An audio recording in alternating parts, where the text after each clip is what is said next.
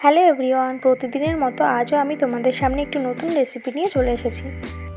আজ আমি তোমাদের সাথে শেয়ার করতে চলেছি একদম জিভে জল আনার মতন একটি রেসিপি। এটি দেখতে যেমন ভালো লাগে, খেতে তো অবশ্যই ভালো। একদম কম উপকরণ দিয়ে এটা আমি বানিয়ে দেখাবো আজকে। তো চলো আজকে রেসিপি শুরু করা যাক। প্রথমে আমি এখানে একটা পাত্র নিয়ে নিয়েছি। পাত্রটার মধ্যে আমি এখানে দিয়ে দিচ্ছি 1 বাটি মতন বেসন। বেসনের মধ্যে এবার আমি দিয়ে দিচ্ছি পরিমাণ মতন লবণ, হলুদ গুঁড়ো, লঙ্কার গুঁড়ো, আর দিয়ে দিচ্ছি এখানে সামান্য পরিমাণে একটু হিং।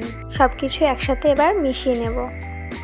এখানে আমি হিং ব্যবহার করেছি, তোমরা নাও দিতে পারো, তবে হিংটা দিলে একদম দোকানের মতন স্বাদ হয়। ভালো করে সব কিছু একসাথে মিশিয়ে নিয়েছি। এবার আমি এর মধ্যে অল্প অল্প জল দিয়ে ব্যাটারটা তৈরি করে নেব।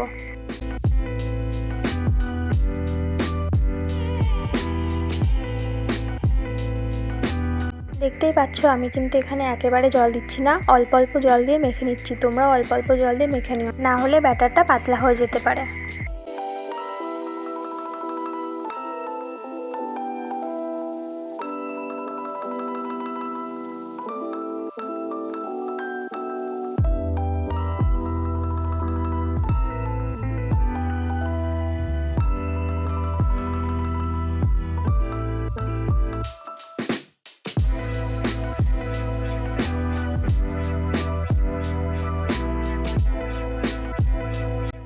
আমি এখানে ব্যাটারটাকে রেডি করে নিয়েছি।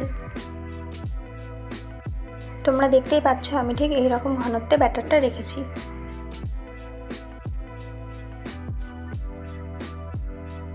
তো আমি একটা আঙুল দিয়ে তুলে দেখিয়ে দিলাম। তারপরে আমি এখানে একটা প্লাস্টিকের বোতল নিয়ে নিয়েছি। বোতলের মুখটাকে আমি এরকমভাবে ছিদ্র করে নিয়েছি। এবার বেসনের ব্যাটারটা আমি প্লাস্টিকের বোতলটার মধ্যে ঢেলে নেব সবটা।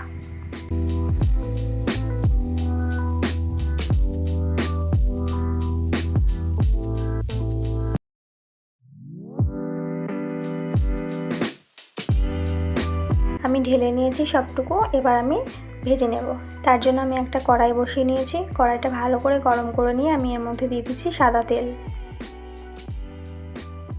তেলটাকেও গরম করে নেব।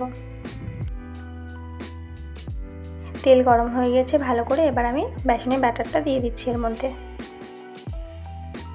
আমি দিয়ে দিয়েছি এখানে, আর ভাজাও হয়ে গেছে। এবার আমি এগুলোকে তুলে নেব, আর এরকম সেমভাবে আমি ভেজে নেব।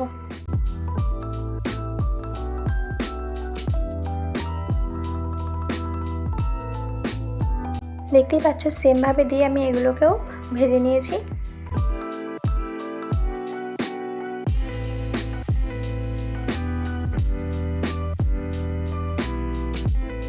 এখানে আমার সব ভাজা কমপ্লিট হয়ে গিয়েছে। এগুলোকেও আমি তুলে নেব।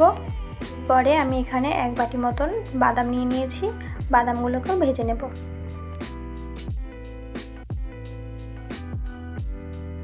বাদামটাকে হালকা করে ভেজে নিয়েছি, এগুলোকে তুলে নেব। ওই একই তেলে এবার দিয়ে দিচ্ছি কারি পাতা। কারি পাতাটাকেও আমি ভালো করে ভেজে নিয়েছি, এটাকেও তুলে নেব। আমার এখানে তৈরি মুচমুচে ঝুরি ভাজা। এবার আমি এখানে একটা প্লেটের মধ্যে ঝুরি ভাজাগুলোকে নিয়ে নিচ্ছি সব।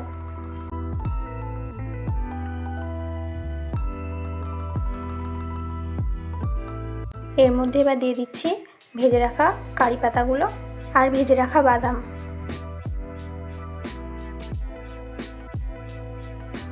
এর মধ্যে এবার আমি দিয়ে দিচ্ছি সামান্য বিট লবণ। একসাথে একটু মিশিয়ে নেব। আমি কিন্তু খুব সহজে এটা বানিয়ে দেখালাম। তোমরাও বাড়িতে বানিয়ে ফেলো ঝটপট, আর কমেন্ট করে জানাতে ভুলো না কেমন হয়েছে খেতে। আজকের মতো ভিডিওটি এখানেই শেষ করছি। আমার ভিডিও ভালো লাগলে প্লিজ চ্যানেলটিকে সাবস্ক্রাইব করে পাশে থেকো। দেখা হচ্ছে নেক্সট কোনো ভিডিওতে।